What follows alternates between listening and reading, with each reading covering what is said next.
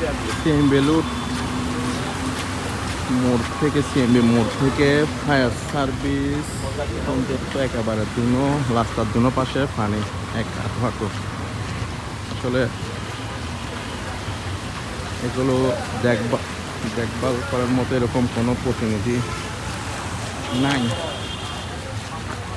আসলে এত বড় ইন্ডাস্ট্রি, একটা বড় শিল্প ইন্ডাস্ট্রি, ভারী শিল্প এলাকা এবং ক্ষুদ্র শিল্প এলাকা দুটাই হচ্ছে এই রাস্তা দিয়ে যাতায়াত করে। হচ্ছে সিএমবির মোড়। রাস্তার জন্য পাশে মনে সিএনজি নষ্ট হয়ে গেছে, গাড়ি